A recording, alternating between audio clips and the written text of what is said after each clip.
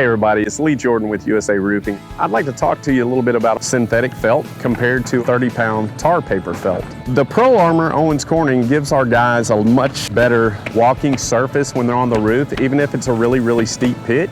And it keeps our guys a lot safer, not only from a safety aspect, but let's talk about how this affects your roof. So guys, this is a waterproof material and it won't tear. So if you have any blown off shingles, this is your first line of defense. It's the best on the market. This is your traditional 30-weight tar paper, which as you can see, tears very easily. It also holds moisture.